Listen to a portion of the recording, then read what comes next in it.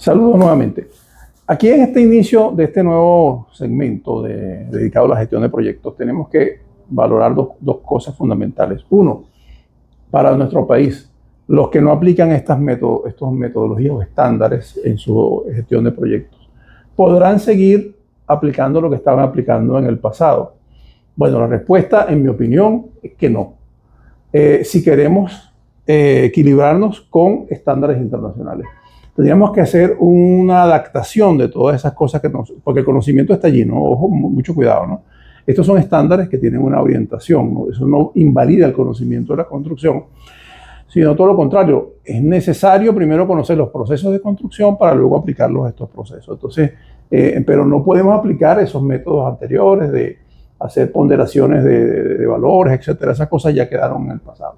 Eso es la primera valoración. O sea, tenemos que ir hacia nuevos métodos porque son además exigencias internacionales cuando se está trabajando en escenarios internacionales y Venezuela va a trabajar en escenarios internacionales.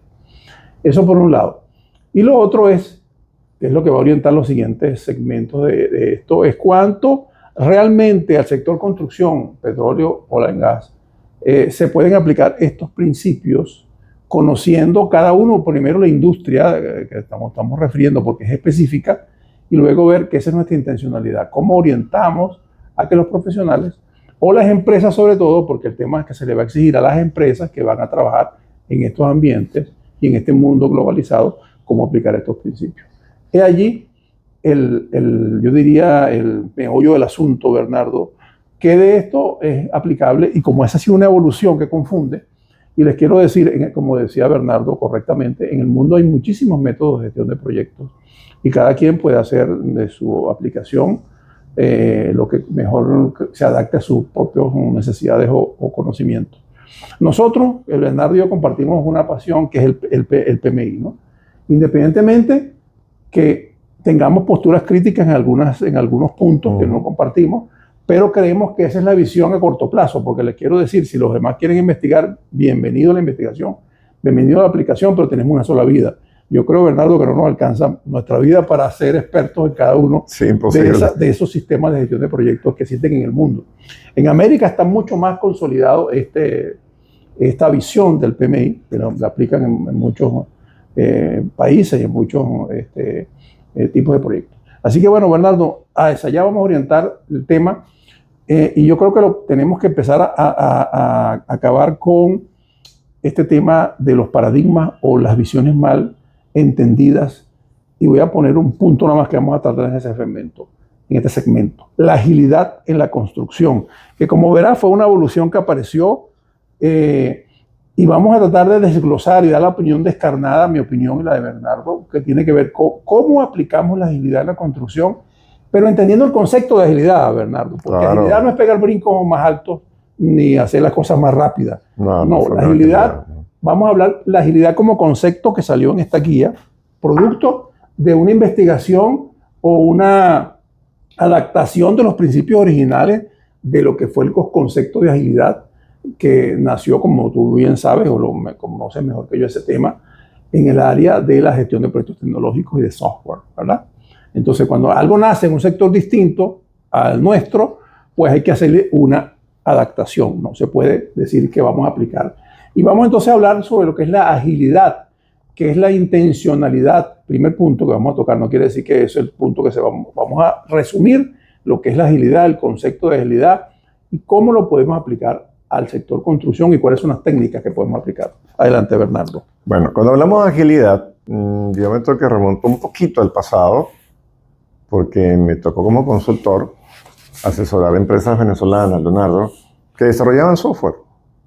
Cuando apenas teníamos el PMBOK tercera edición, la cuarta, la quinta, y el tema era de que el consultor prometía algo en 6 meses y cuando lo entregaba, el cliente le decía, eso no es lo que yo quiero, porque mira, yo quiero esto, pero ya el consultor había hecho exactamente un desarrollo que le permitía inicialmente con un alcance, es decir, ya está al 100%. Lo voy a implementar.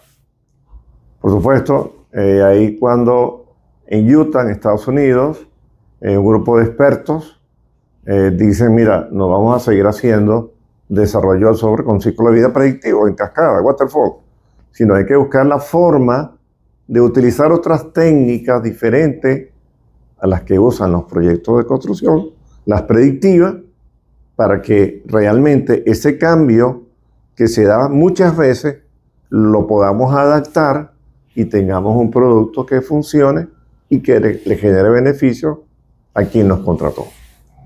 Cuando PMI en el año 2017 publica el PMBOK sexta edición y la guía ágil, yo les comentaba que pasaron 4 años de maduración de lo que es la agilidad.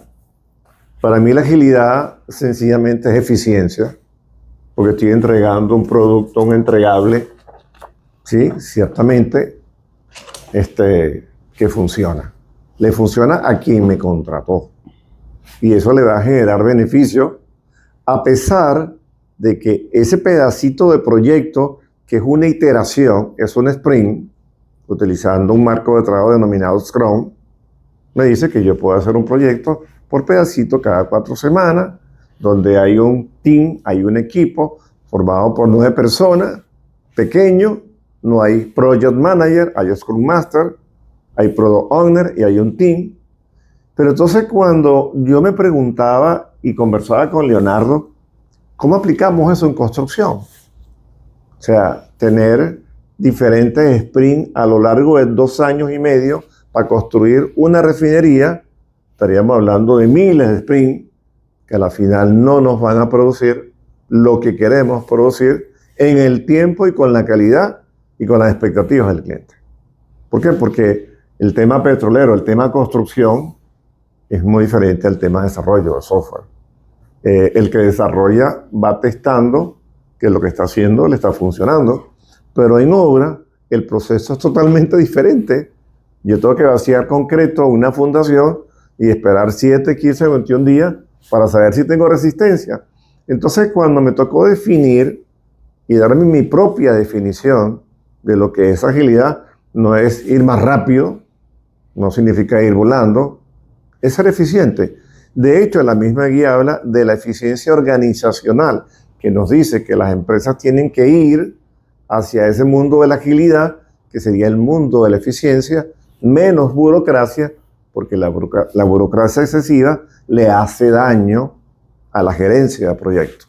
Ahí voy a hablarlo con un inciso. Fíjate, vamos a ir a tocar en profundidad el tema de agilidad en la construcción. Fíjese, cuando nos referimos a la agilidad en la construcción, ¿no? Para que quede claro en este segmento, tiene que ver con los ciclos de vida, el enfoque del ciclo de vida, ¿verdad? En la construcción, el ciclo de vida, como decía bien Bernardo, está pensado de esa manera, que es en cascada, waterfall, estructuras sagradas de trabajo que tienen una perfecta definición de requisitos previos. Bueno, a veces no es perfecta, pero tiene una definición de requisitos previos. Entonces, ese es lo que es el ciclo de vida predictivo en la construcción. Cuando hablamos de agilidad, desde el punto de vista de gestión de proyectos y el ciclo de vida, hablamos de otro tipo de ciclo de vida, ¿no? Por ejemplo, ciclo de vida iterativo. O sea, tú vas haciendo algo, intentas una vez, lo intentas otra vez y así vas hasta que lo logras bien. Eso está descartado en la construcción, excepto en la generación de planos, tal vez, Bernardo, y en la generación de documentación. Posiblemente en ingeniería. Pero una vez que esos requisitos salen y van a la obra a construir, eso no se aplica. No vamos a hacer una columna y la vamos a intentar hacer tantas veces para que nos quede bien. No, porque el concepto de calidad en la construcción, orientado en equilibrio con el tema de la agilidad, es la calidad total. Es decir, bien desde el principio. Ese es un tema de los iterativos. Hay unos híbridos que se podrían hibridar, que es la unión entre tal vez estos ciclos iterativos y la parte de la construcción, de la linealidad de los... Y bueno, eso cuando tú tienes que conocer cuáles son los procesos de la construcción para ver dónde tú puedes hacer procesos híbridos ahí. Los híbridos pueden estar entonces en la documentación, en la generación inicial del proyecto, en el estudio, en la evaluación y tal vez ya en los procesos de inspección de obras que generan una serie de documentación, etcétera, que se puedan hacer allí tal vez procesos buscando el tema de agilidad. Pero en ningún caso vamos a decir que a la construcción se puede aplicar el proceso de agilidad, porque de hecho este caballero que está acá, que es Construction Extension, lo aclaró perfectamente, ¿no? Y no solamente aclaró y puso los puntos sobre las IES en esto, sino que lo puso también en el tema de calidad. Es decir, la calidad en la construcción no es negociable, no es variable. No podemos tener una calidad dependiendo del objetivo del proyecto, si varía en el tiempo o no puedo alcanzarlo. La calidad aquí en la construcción es total y absoluta. Y esa es una de las distintas acepciones que pueda tener los proyectos de aplicación de agilidad, que tienen muchas cosas abiertas. Hay muchas cosas, incluso un proyecto ágil se puede iniciar, que también los proyectos de software se inician así, sin que se tenga claro qué es lo que se quiere. Sí, perfectamente. Entonces, luego en el paso del tiempo se va aclarando las cosas hasta que yo sé. En la construcción, quiero decirle a los que hablan sobre estos temas, no es así. O sea, uno no va a hacer un proyecto, déjame ver, bueno, y cuando se ha querido hacer proyectos de esa manera, de que arranco el proyecto y no sé lo que quiero, normalmente lo que ha habido es un gran fracaso. Por supuesto.